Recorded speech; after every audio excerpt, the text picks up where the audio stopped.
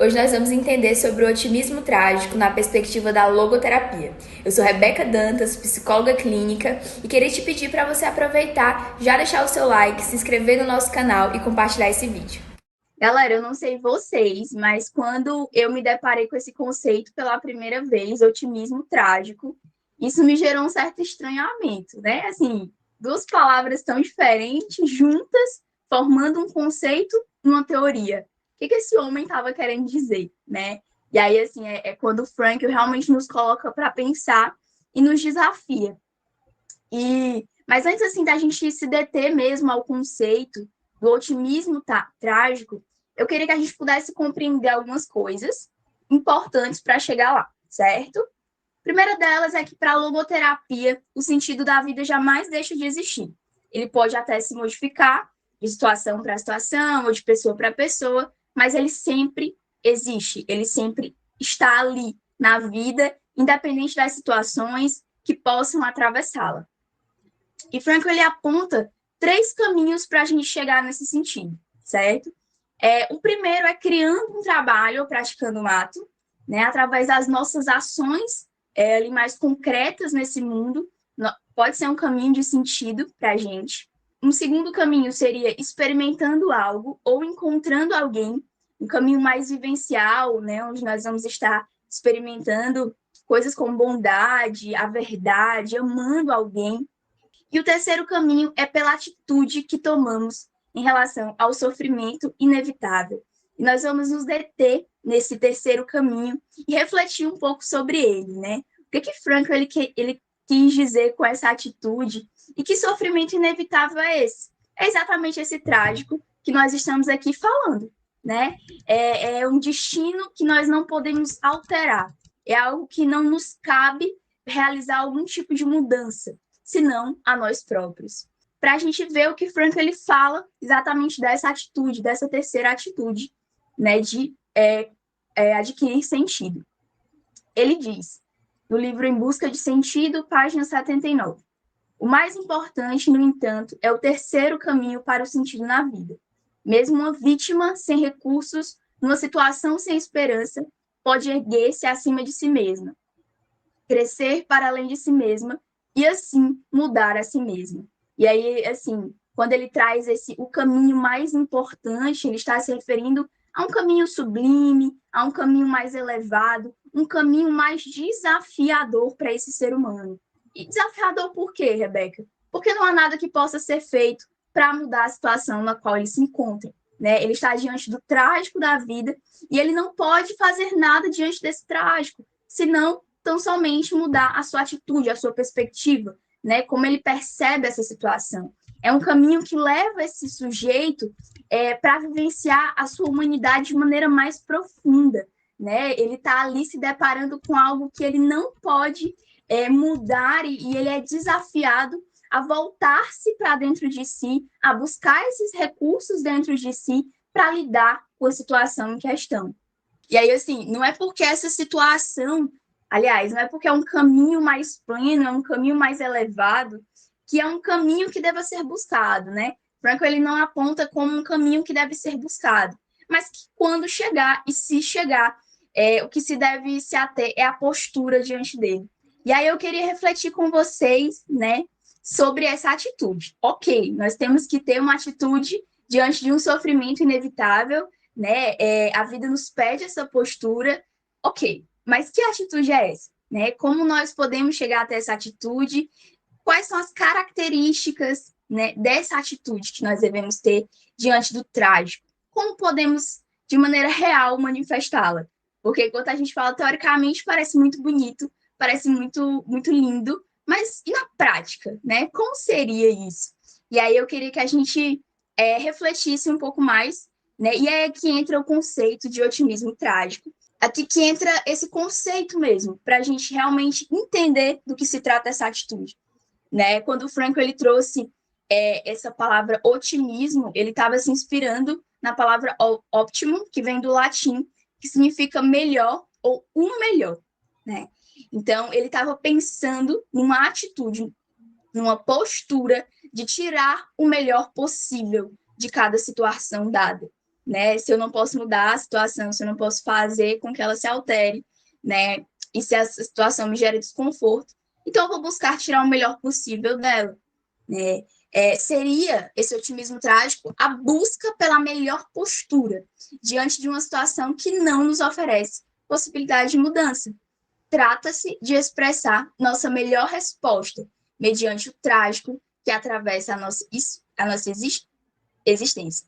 É mesmo um movimento de olhar de uma outra forma, né? E aí, se a gente for perceber, esse é um movimento nosso, um movimento que exige responsabilidade da nossa parte, né? De realmente nos colocarmos na situação e não ficar, né, esperando as respostas dela, mas entender que ela está nos convocando para respondermos a ela, né? E diante da tríade trágica que Frankl apresenta como sofrimento, culpa e morte, como se daria essa atitude, né? Essa atitude otimista na visão de Frankl? Diante do sofrimento seria transformá-lo numa conquista e numa realização humana. Diante da culpa seria retirar a oportunidade de mudar a si mesmo para melhor. E diante da morte, né, seria de fazer dessa transitoriedade da vida um incentivo para realizações, para ações responsáveis, né, para realizações responsáveis. E agora nós vamos refletir esse conceito, trazendo aqui um contraponto, né, de um outro conceito que também é muito falado, que é muito comentado atualmente, que é o conceito da positividade tóxica, e que ficou muito mais evidente durante a pandemia, né? Houve um movimento, hashtag Good Vibes Only, né? Que realmente solicitava que as pessoas tivessem uma postura positiva de que tudo ia dar certo e que as coisas iam passar, e, enfim, só vibes positivas aí para lidar com todo aquele caos que foi a pandemia, né? E, assim, essa postura, ela é uma postura que a gente precisa analisar, né? Porque ela se distancia desse otimismo que Frankl ele traz, né? É uma postura negacionista, é uma postura de negar muitas coisas em relação à individualidade humana, e nós trouxemos como um contraponto para que vocês entendam melhor do que esse otimismo trágico ele tá de fato falando, né? Então, eu trouxe aqui uma tabelinha para a gente tentar entender melhor, né? Essa positividade é um otimismo descontextualizado e restrito, né? O que eu quero dizer com descontextualizado? Que se distancia da realidade mesmo, né? Que acaba negando essa realidade, né? Acaba ignorando essa realidade, acaba tentando ali apagar que existe um caos acontecendo, um sofrimento notório se dando, né? E essa positividade tóxica acaba nesse movimento mesmo de fechar os olhos para isso, sabe? Quando a visão otimista de Frankl, né, dentro do conceito de otimismo trágico, é um otimismo dentro de uma realidade que se apresenta, né? Não é essa ideia de eu preciso apagar a situação que me faz sofrer para eu lidar com ela.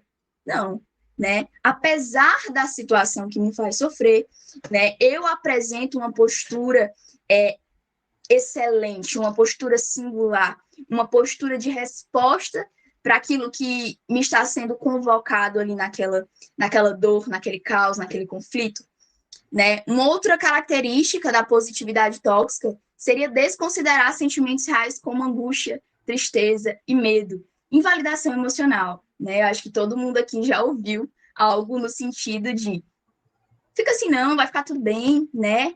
Não tem motivo para estar assim. Tem pessoa que está passando por coisas muito piores. E aí acaba realmente desconsiderando o sentimento, a dor humana, né? Como se o que nos faz humanos fosse apenas sentimentos positivos, sentimentos de alegria, né? E a gente sabe que não. A nossa experiência é tão complexa que nós temos, sim, sentimentos os mais diversos. Isso é bonito, né? Até dentro desse otimismo trágico, não há uma negação do sofrimento. Muito pelo contrário, se considera o sofrimento e vê nele uma possibilidade de transformar-se numa realização humana. Então, não tem muito esse lugar de não olhar para o que está sentindo, né? O sentimento é real, o sofrimento é real, e ele precisa ser aceitado, de fato, né? Nós precisamos ter uma postura de abertura em relação a esse sofrimento, né? Mas também não encerra o sofrimento ali, né? Vê nesse sofrimento uma possibilidade de que algo ali positivo, de que algo ali transformador acabe acontecendo. Vê nesse sofrimento uma matéria-prima para que algo maior surja. Essa positividade tem a ideia de felicidade como obrigação. É errado estar deprimido. E não é bem assim, né? Sofrer é uma experiência humana, né? E que é inevitável. Então, essa ideia de felicidade como obrigação é muito presente nessa positividade tóxica, a ponto de as pessoas elas se sentirem culpadas por estar mal, por não conseguirem estar bem, né? Na minha experiência clínica, eu vejo isso todos os dias, né? Pessoas que estão deprimidas e que se sentem piores ainda por estarem deprimidas. Só que dentro da visão da logoterapia, a felicidade, ela é o efeito da realização de um sentido. Então, eu preciso de uma razão para ser feliz, né? Não existe felicidade por felicidade. E dentro do conceito de otimismo trágico, não existe felicidade por felicidade. Existe uma felicidade que ela acontece quando eu vivencio os sentidos. E aí pode ser através das nossas ações, vivências, ou até mesmo através do trágico. E Franco ele também vai dizer que essa felicidade, de maneira alguma, ela pode ser exigida, cobrada. Ela pode ser esse movimento mesmo rígido de pedir para esse outro ser feliz ou de cobrar a mim mesmo uma felicidade. Não, ela acontece. E por último, a positividade tóxica, ela se caracteriza pela repressão e negação dos aspectos negativos da vida. Enquanto, dentro do otimismo trágico, essa ideia ela é diferente, né? Existe ali a transformação criativa dos aspectos negativos da vida em algo positivo ou construtivo, que cada sujeito tem a capacidade de fazer, né? Porque se a vida tem sentido, e se existe sentido no sofrimento, o ser humano também carrega consigo essa capacidade de encontrar esse sentido no sofrimento e transformá-lo, né, de maneira criativa em algo positivo, algo construtivo, algo significativo para ele, para o mundo, né? E aqui eu trouxe para encerrar minha fala um recorte do filme Beleza Oculta, super recomendo, né? Acho que tem tudo a ver com o nosso tema aqui. Ele nos traz muitas reflexões, minha cabeça deu um bug quando eu assisti, porque foram muitas reflexões ao mesmo tempo. Mas, assim, eu trouxe um recorte dessa cena, e aí, né, já vou falando, não sei o que assistir, mas vou falar, desse momento onde esse rapaz da foto, né, o Simon, ele tem uma doença, né, e uma doença incurável. E ele está mesmo diante desse trágico, né, do incurável, do que não tem possibilidade de se transformar. E aí, diante desse trágico, ele, numa primeira parte do filme, ele reage de maneira muito inautêntica. Ele não conta para sua família, ele finge que está tudo bem, ele acaba disfarçando para todo mundo e adquirindo uma postura negacionista mesmo, né? Para assim não ter que lidar com os sentimentos, com as emoções, com a dor, né? Que o trágico ele também nos traz. E nesse momento ele está dialogando com uma atriz que representa a morte no filme. Ela representou no outro contexto, não dá para falar, a morte. E depois, né, de todas as interações que ele teve ali com essa personagem, ele começa a reagir com uma outra postura. E é uma postura mais aberta, é uma postura de reconhecimento de que ele está nesse processo, né? Então, ele encontra o seu melhor caminho se abrindo, contando para sua esposa, né? Se abrindo para a possibilidade de passar por aquilo, que já é uma tomada de atitude, né? Diante do trágico que lhe foi imposto ali, né? De alguma forma. E aí eu trouxe essa frase, que é quando ela vai embora, e ela diz para ele: nada está realmente morto se olhar do jeito certo.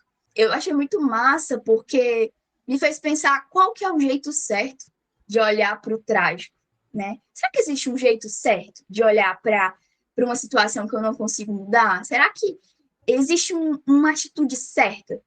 Eu diria que talvez não exista um certo, moralmente falando, um certo no sentido de certo e errado, mas existe uma atitude de abertura para eu vivenciar as possibilidades que esse trágico ele também me traz, né?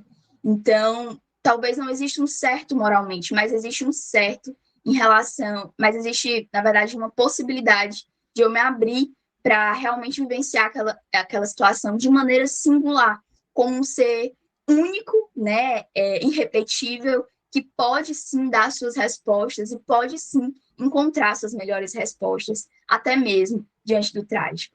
Comente aqui otimismo e aí nós saberemos que você gostou desse vídeo. Muito obrigada e até a próxima quinta com mais um episódio da série.